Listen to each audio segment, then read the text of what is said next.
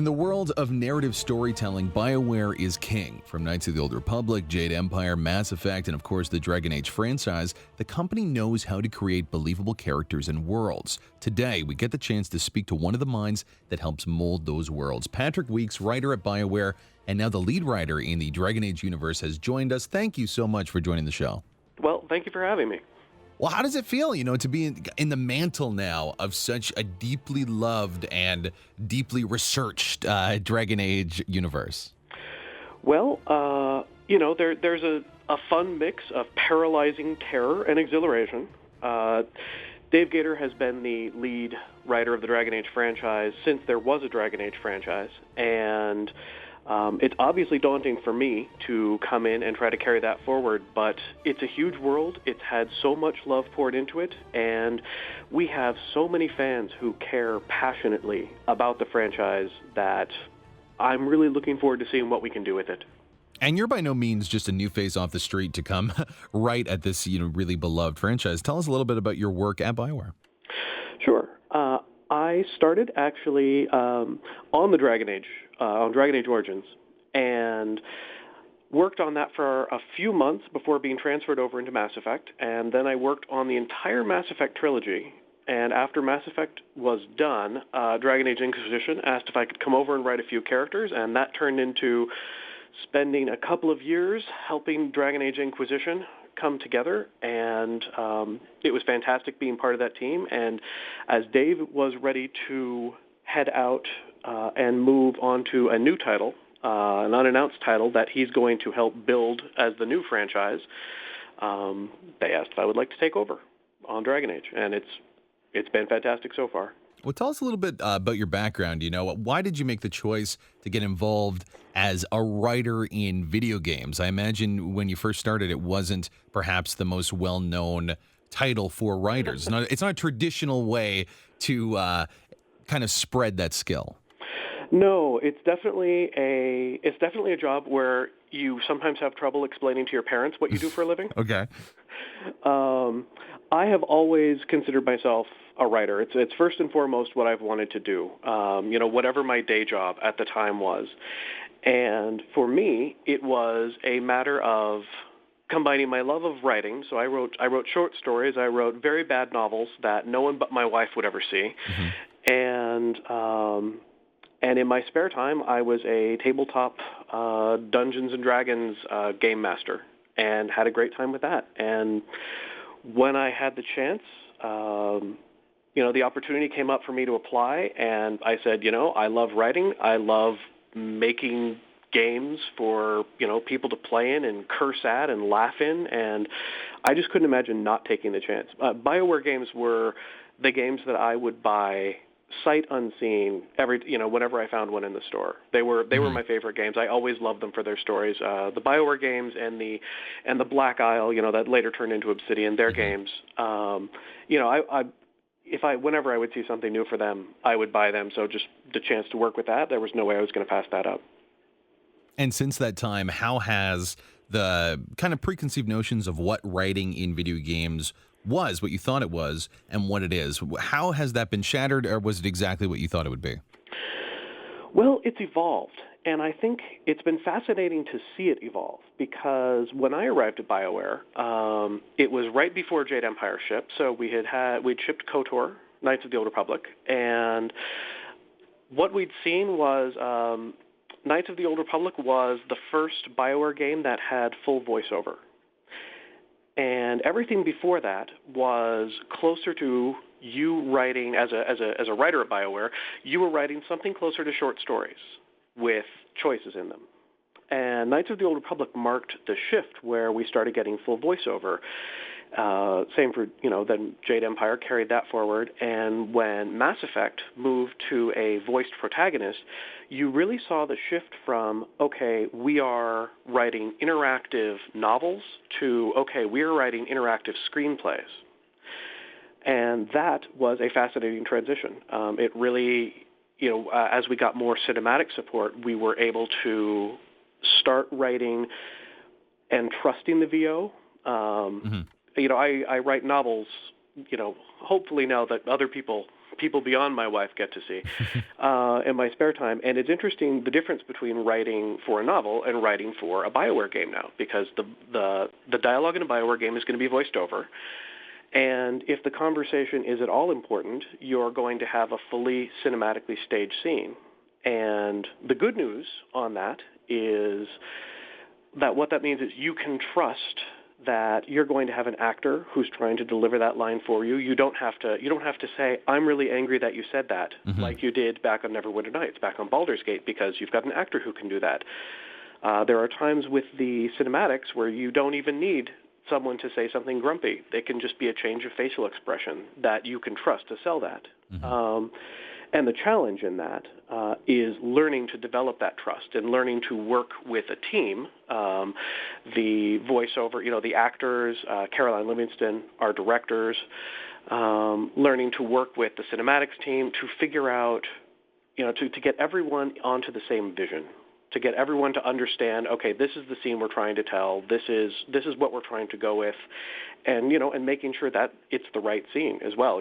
I can say making sure everyone understands that, and that makes it sound like I'm always right. And there are many times when I'll be halfway through writing a scene, and the cinematic designer or cinematic animator will say, this actually seems like you're writing this kind of scene, and I'll realize, oh wow, I'm writing the wrong words for this. They're totally right. I need something else to sell this. Well, it's fascinating to see how there was that pointed difference. One of the big questions we got, because for those who are listening, Patrick, people know him on Twitter. People know him, of course, in the Bioware forums. And we asked the question here, what would be some questions you'd have for Patrick? And one of the biggest ones was the difference between writing for a Bioware game and writing the novels that you do about that Bioware universe. So basically what you're saying is now you're in the universe of screenplays, and that's something you didn't exactly expect when you signed on that many years ago. A little bit, yeah. I was definitely more of a short story writer, and it's taken me a little while to get used to screenplay writing, or being closer to a screenplay writer. It's interesting now, when I go back to write novels, I'm not used to having the liberty to say, the hero thought about this, which had been really difficult. This made them sad, because I'm not used to actually, I'm used to writing with, I guess what novelists call camera eye viewpoint. You can't actually tell what's in the person's head, because I don't, with a cinematic designer, I can't say Commander Shepard is feeling sad, the Inquisitor is feeling sad. I have to say, okay, I need a happy expression here. I need a sad expression here. Well, very, very exciting. So from that point, you've looked at this, you've been in this world for a little bit, you've worked at it. Where do you see it going in the next transitionary phase? You talked about how, now we have real screenplays, more tech is coming. Where is it going next? Well, I'm really happy with, it's funny, I've been really happy on every game I've worked on. I was really happy with Mass Effect. I think the Mass Effect trilogy, you look at over the course of the trilogy, by the time we got to Mass Effect 3, and especially by the time we got to the Citadel DLC, which was our kind of swan song of the Mass Effect trilogy, we had really nailed, here is a science fiction action movie as a video game. We had that experience, and we had the cinematics. And I feel like on Dragon Age Inquisition, we are beginning to move forward from that to say, okay, we can have cinematic moments, so we can have moments that are movie-like. We can have, this is like a Lord of the Rings movie, because it's fantasy. That's the kind of movie moment we're trying to create. But we can marry that to places that don't need cinematics, places where we can start to integrate the cinematics with the gameplay more. And I think if you look at the first movies, the very first movies, you've got people who, sorry, we have to cut out for just 1 second here. Yeah, no problem. If you look at the very first movies, people were basically filming stage plays. They understood that they could film it and show it in theaters, but they didn't know how to make use of the fact that this was being filmed. So they were running it basically like a stage play. No camera cuts, nothing that we expect in a modern movie these days. I'm really looking forward to seeing what we do with that in video games. There are already things we can do that a movie, no matter how good, can't do, because a video game is interactive. And I think anything we can do that increases how much we make use of that interactivity plays to the strengths of the video games and is going to get us the experiences that even now we can't remember. Or I can't remember. Even now we can't imagine. I think, one of the most interesting parts of Dragon Age Inquisition is the ability that you can walk away from someone in mid-conversation, in some of the light conversations. And that's something that it's not huge, but it gives the player freedom. And the more we could do stuff like that, I think the stronger our games are going to get as it starts to become less this is the part where I walk, this is the part where I shoot, this is the part where I talk, and more of a fully immersive experience. Well, again, those are great instances of where you see it going. Do you have any specific notions that you guys have been toying around with? Stuff that's, just ideas in the sky at this point? Well, one of the things that we tried to do in our first piece of DLC for Dragon Age Inquisition, it's called Jaws of Hakon, and one of the things we tried to do with it is we tried to move away from the very, very strong wall of this is plot content. It's going to have a lot of cutscenes. It's going to have very, very high fidelity. And then over here on the other side, this is wilderness. This is where you explore. There's lots of freedom there. We tried to blur that line a little bit and say, okay, what if you had a plot that had the same level of freedom, but brought in a little bit more cinematic focus, or used the cinematic focus without taking away the freedom. Technically, that just means getting actors to do things without taking camera control away from the player. It's very difficult. There are so many ways that giving the player control while another actor on the screen is trying to do something like climb a wall or open a door for you. There are so many ways you can break that. And as video game designers, what we're trying to figure out is how to give you the most freedom possible without completely breaking the story. We want to give you the freedom to feel like you're immersed, but not make it difficult for you to accidentally, knock the guy who's supposed to open the door for you off a ledge. Yeah. And then you can never complete the story. It's something that open world games like Skyrim have been dealing with, and we're looking at the way they deal with that. I don't think we'll ever go completely that open world, because we also are usually trying to deliver a focused story experience, and part of that is basically asking the players to voluntarily give up some freedom in exchange for what we hope is an emotionally engaging story. But I can see us trying to shift that balance a little bit to see if we can give some more freedom that, perhaps in the same way that as we move from novel writing to screenplay writing, we had to learn to develop trust with the voice actors, with the cinematic designers. I can see us merging gameplay and cinematic experiences by learning to develop our trust with the players. And what are some different ways you can develop that trust with the players? A lot of it is training the player to do the right thing. To say, okay, look, here's something if you tell them a lot of fun experiences are where we look at a game and realize we have accidentally trained the player to do exactly the wrong thing. Really? We sent you through an entire dungeon, and every time a skeleton appears, it attacks you. Well, you should attack that skeleton on sight. And then in the next dungeon, here's a skeleton, and you're supposed to talk to him and get a quest from him and do that. Well, no, there's no way I'm going to do that. I've been trained to attack that skeleton on sight. So we have, as a game company, in that instance, we've done a bad job of training the player. And I think there are times when we've gotten used to one example. In a lot of cases, especially in the older games, we had, in Dragon Age, people would be walking around the world, and your followers would start talking to each other, and the dialogue is hilarious. I can praise it because I wasn't on those games, but it's great dialogue, and it's fun and it's flavorful.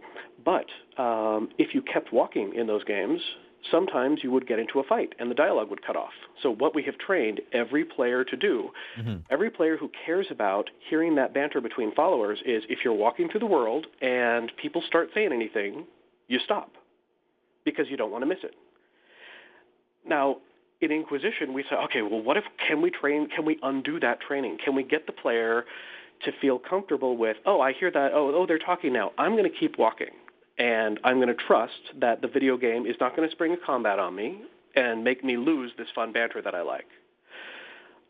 And, I think in some cases it works, in some cases it doesn't. It's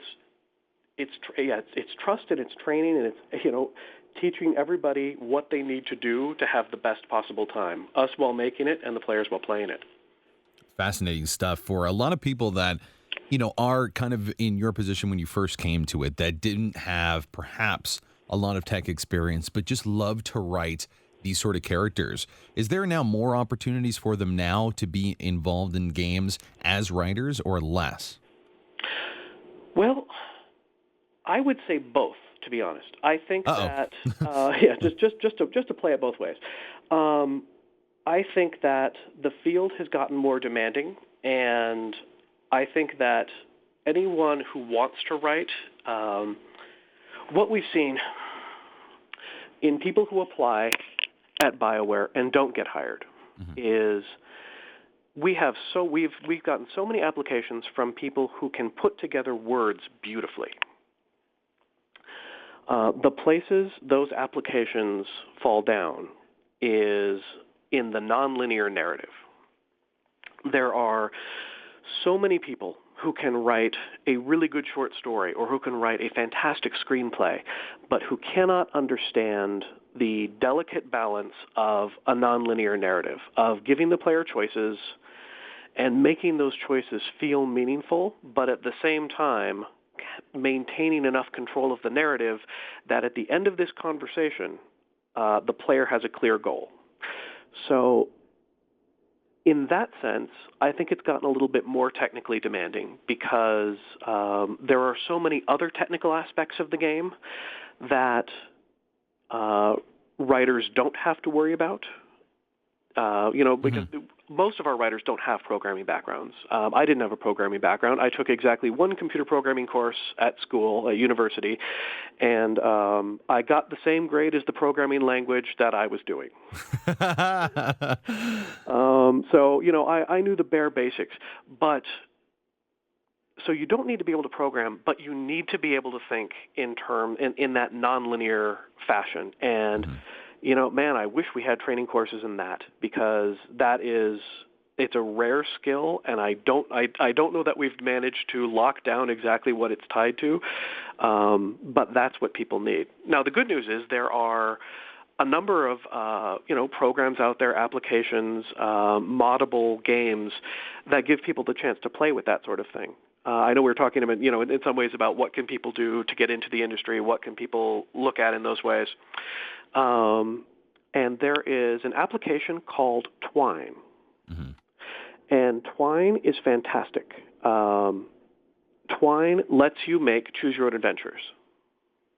And if you have a little bit of programming background, you can make choose-your-own adventures that even have conditionals on them. Conditionals being fancy ways to say the logic for you don't see the option to kill Bob if you have already killed Bob. And I think in the past there was a higher barrier to entry because there was this period of time when, the official instructions on BioWare's website said to apply, make a Neverwinter Nights module. And Neverwinter Nights is, what is it? It's more than 10 years old now.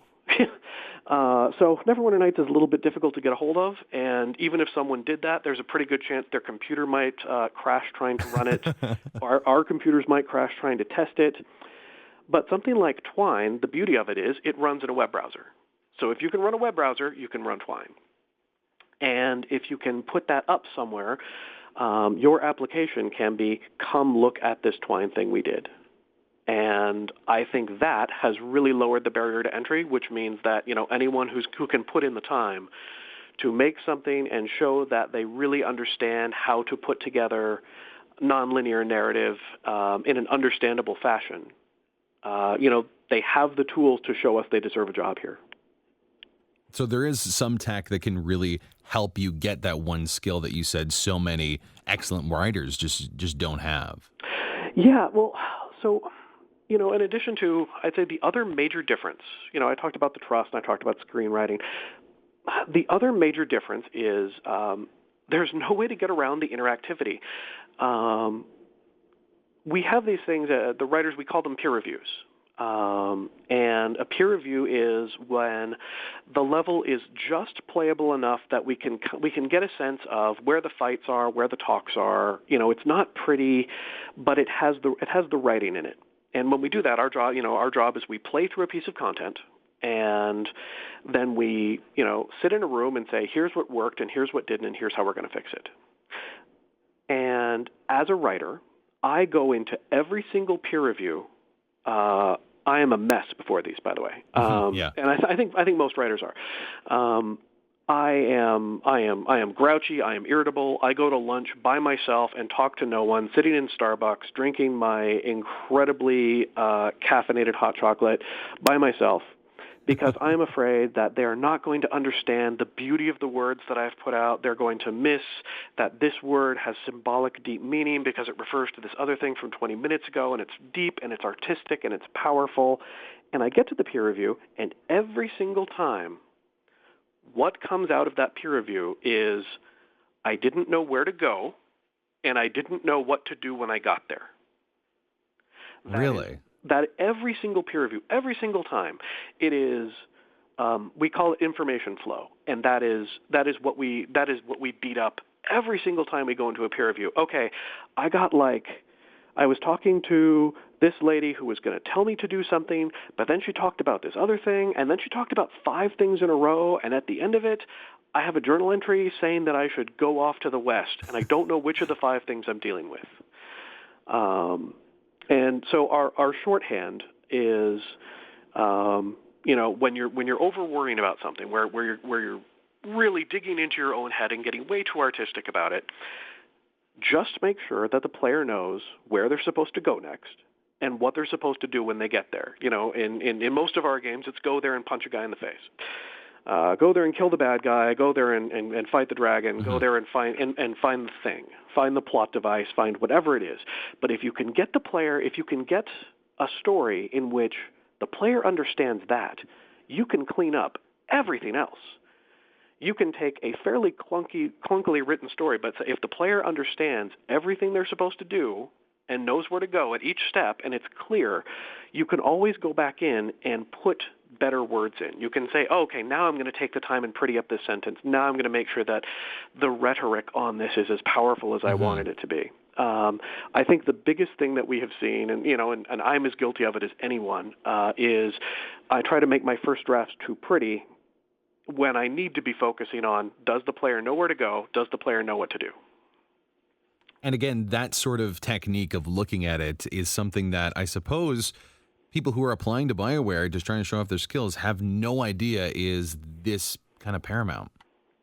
Yeah, I mean, I think that a lot of people applying, it would really benefit, because this is what I do now in my attempt to get away from my first draft prettiness urge, is when I write, before I put in real words, I do, and most of the writers do, we call them stubs. And the stubs are not real. They're just fake words, but it's basically character talks here, is sad about dead mother. Dead mother has flowers on a grave somewhere. I need you to go get them. Player says yes. Player says no. Player asks about the grave. Great. So it's just putting in the world's clunkiest dialogue, deliberately bad dialogue, so that you get away from the urge to nitpick that and just say, okay, it's been 5 lines and the player hasn't had a chance to respond. From everything that we've seen, if it's one person talking, anything more than about 4 lines, the player starts to feel itchy and wishes they had the controller or the space bar available to just, get through that. So we need to shorten that down. Or, okay, it's gotten to here, and I still haven't gotten to the point of what the plot is. But you can look at this in the stub dialogue and get it right then, and then go in and put in the real words. Then go in and make it pretty so that, because as a writer, who cares about the craft, who cares about the words. There's nothing I hate more than having to destroy perfectly good words, really, really brilliant poetic words, because they don't get the point across that I needed to get across. And doing the stub dialogue makes it less likely that I have to do that. Really, absolutely fascinating. So there is a real method to this that I guess a lot of people are not even remotely aware of. It's funny. I mean, we kind of go through it in our own ways, and I feel like, I've been doing this about 10 years now, and this is the place I'm at. Maybe 5 years from now, I listen to this again and, say, oh man, what an amateur. He didn't even know how to do this yet. But, Really? But after 10 years, here's where I'm at, and this is how I try to get to something shippable in fewer drafts than it used to take me. Well, again, fascinating. Is there any way you can compile all of this wisdom? Give us the 2-line thing, the byline that we need to tell those applicants that want to get into this industry, the people that have a heart for it, that want to tell stories, that see your games and say, I want to create a character equally as compelling as Solus, and I think I can. What do you tell them so that they can be sitting beside you at the table? Well, first off, I would tell them, like I tell everyone, make sure that the player knows where they're going and what they do when they get there. And then this is specific to Dragon Age. It's not it's definitely not always the case in Mass Effect, but it always comes down to people. When we look at Dragon Age, we look at, you look at Dragon Age Origins, you look at the start of it, and there are these vast, epic things. You've got archdemons, and you've got blights, and you've got kings and old gods, and it all sounds massive and epic, and it is. But I think what we've shown, you go through Origins, you go through Dragon Age 2, and, you go through Inquisition, you are one of these figures of legend and myth by the end of it. And I think if you had to distill the Dragon Age idea into a nutshell, it's that it always comes down to people. If you make a person and you make him or her understandable, and if you give them, they have to have something they want, they have to have something they fear, and they have to have a goal.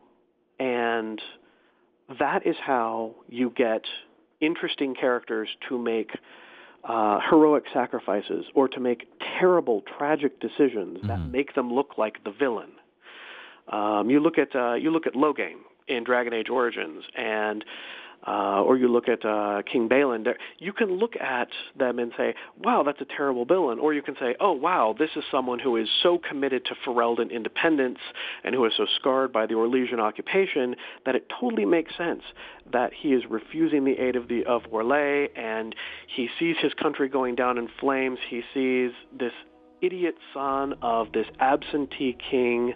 And, Logain's actions, you can make those the action. You can see this is a person. This was not a comic book. Well, it's not fair to comic books. This was not a sneering, monolithic, one-note villain. And I think for our heroes and our villains, our followers, for all of those people, I think that's the key. Just make them people and remember that people have something they want and something they fear, and almost always they have one flaw they're completely blind to.